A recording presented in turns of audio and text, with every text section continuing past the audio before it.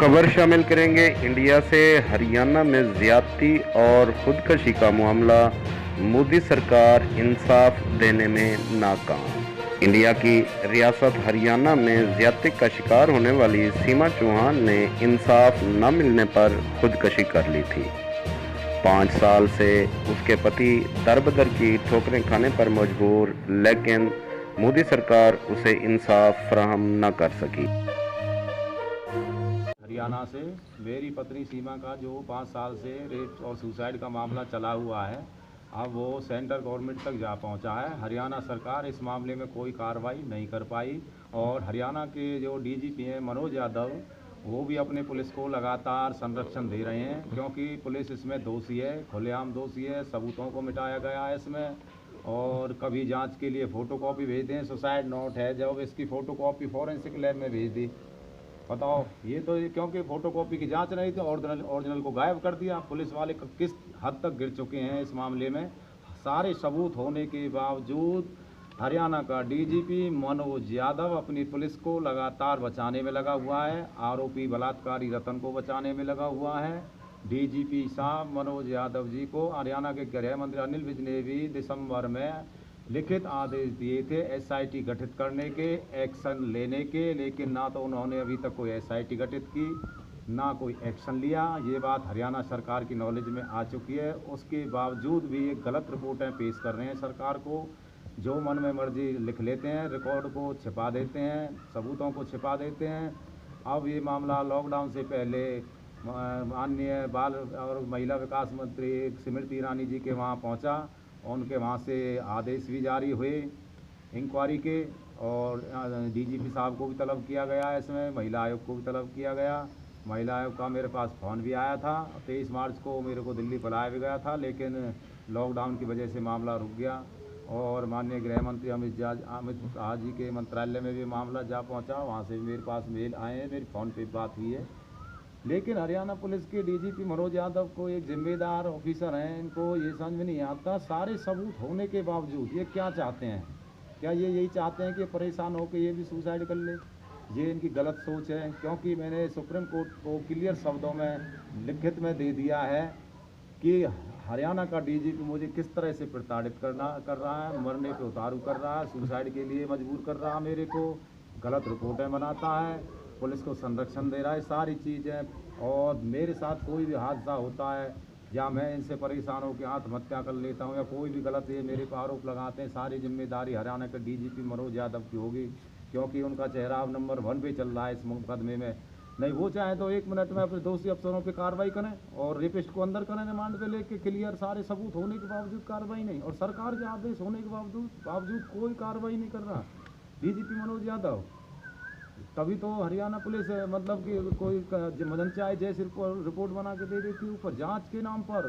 कम से कम 1 साल से तो हरियाणा के डीजीपी मनोज यादव के पास है फाइल, अभी तक वो सुसाइड नोट पेश नहीं कर पा रहा हरियाणा का डीजीपी मनोज यादव। कमाल की बात है, रिकॉर्ड गायब थाने से, एक रिकॉर्ड गायब कर दिया, क्राइम कर दिया इन्होंने इतना बड़ा। किसी लेडीज के साथ रेप हुआ है, उसने आत्महत्या कर ली और उसका रिकॉर्ड गायब कर दिया, क्योंकि अपने आप को बचाने में लगे हुए हैं ये। जिस टाइम पे रेप हुआ था इन्होंने मुकदमा दर्ज नहीं किया था, डीडी दर्ज कर ली थी, और जब सुसाइड कर लिया फिर वाइफ ने तो मुझ पे और मेरे परिवार पे झूठा मुकदमा लगा दिया।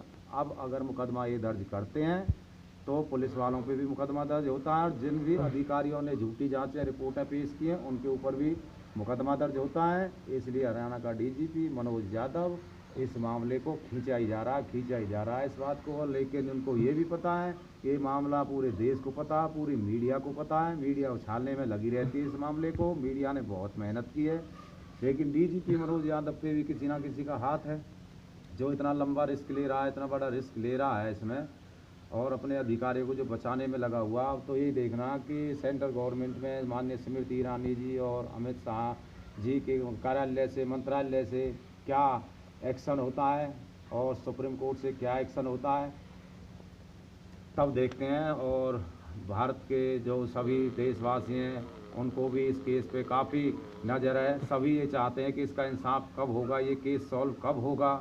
लेकिन ये मेरे हाथ में नहीं है, हरियाणा सरकार के हाथ में है, हरियाणा पुलिस के हाथ में है।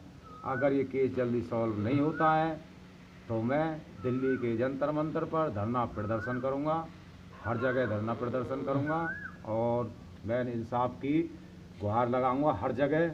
और मैं रास्ता खोज रहा हूं संयुक्त राष्ट्र तक जाने का भी, वहां भी कोई ना कोई मैं रास्ता खोजने में लग चुका हूं और जल्दी वहां भी कुछ करूंगा। लेकिन भारत सरकार पे मुझे अभी उम्मीद टिकी हुई है कि कुछ ना कुछ कार्रवाई होगी। इसमें बहुत लंबा वक्त हो चुका है, अभी तक तो सरकार ने मेरे को ये भी नहीं पूछा कितना नुकसान हुआ, घर बार सब बर्बाद हो गया। ये भी हरियाणा सरकार की बहुत बड़ी कमजोरी है, क्योंकि उनको तो पूछना चाहिए जब सारी चीज़ें नॉलेज में है। हरियाणा सरकार भी मुँह छिपाए बैठी है। क्यों मुँह छिपाए बैठी है? इसीलिए सीएम की पदवी पे बैठ के मनोहर लाल खट्टर जी, क्यों नरेंद्र मोदी जी चुप्पी साधे हुए हैं? सब पता नहीं है उनको, उनके ऑफिस में रिकॉर्ड उठा के देखो कितनी बारी मामला गया है। क्या देश को जवाब नहीं देना चाहिए उनको? एक घर परिवार 2 बच्चों की ज़िंदगी ख़राब कर दी, मेरी ज़िंदगी ख़राब कर दी, मेरी पत्नी की मौत हो गई, 2 बच्चों की माँ छीन गई। कितना बड़ा क्राइम कर दिया इन्होंने। कब तक छिपाएंगे इस क्राइम को? क्योंकि जनता की नज़रों में ये 5 साल से चला हुआ है और अब तो पूरे देश को पता है इस मामले में और सारे देश को उत्सुकता रहती है इस केस के जानने के बारे में कि इस केस में क्या चल रहा है, कहाँ तक पहुँच गया। हर स्टेट से मेरे पास फ़ोन भी आते रहते हैं, मैसेज आते रहते हैं कि मामला कहाँ तक पहुँच गया, कितना टाइम लगेगा इंसाफ होने में इस केस में। लेकिन सरकार को इस मामले में अभी कोई दिलचस्पी नहीं है। मामले को ऐसे लिए बैठे हैं जैसे कुछ हुआ ही नहीं, क्योंकि वो गुमराह करना चाहते हैं देश को इस मामले पे, क्योंकि जवाब तो सरकार के पास है नहीं कुछ भी। सारे सबूत होने के बावजूद पुलिस पे कोई कार्रवाई नहीं। बस मैं तो अब यही है कि सेंट्रल गवर्नमेंट का और देखते हैं कुछ, और सुप्रीम कोर्ट का भी देखते हैं सरकार इसमें आगे क्या डिसीजन लेती है और हमारे देश की जनता को क्या जवाब देती है इसमें। अब यही देखना बाकी है और मैं तो यही कहूँगा कि देशवासियों को संतुष्ट करे भारत सरकार, हरियाणा सरकार, क्योंकि हरियाणा सरकार को तो ये भी नहीं कि हरियाणा से बाहर चल रहा है मामला और स्टेटों में हरियाणा सरकार की बदनामी भी हो रही है। इनको इस बात से कोई मतलब ही नहीं है, ना हरियाणा पुलिस को इस बात से मतलब। जब उनके आका हैं मनोज यादव जी डीजीपी साहब, जब उनको ही टेंशन नहीं है तो निचले अधिकारियों को क्या टेंशन होगी? जब बचाने वाले आका साहब ही हैं तो उनको बचाने में तो उनको क्या फ़र्क पड़ता है? पूरे देश में कितनी थूतो हो, कुछ भी हो, जो भी देश में इस मामले को सुनता है। आज मैं बता दूं हरियाणा पुलिस के उन भ्रष्ट अधिकारियों को हर आदमी कम से कम 100 बार गालियां देता उन पुलिस वालों को जिनके कारण मेरे घरवाले सुसाइड किया, जो इसमें जाँचों को भटका रहे हैं, इस मामले को लटकाए हुए हैं। तो ये देखो 125 करोड़ का ये देश है, अगर 100 करोड़ लोगों ने भी 2-2 गालियाँ दी तो कितनी गालियाँ मिल रही होंगी उन पुलिस अधिकारियों को? 7 पीढ़ियाँ भी ना सहन कर पाएंगी ऐसी बददुआओं को।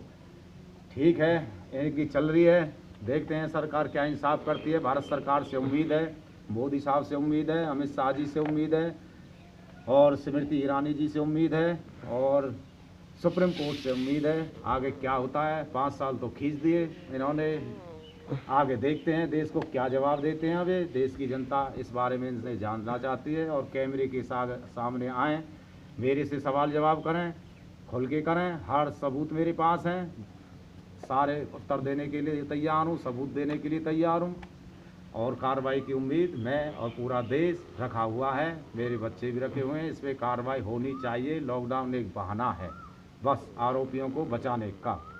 जय हिंद।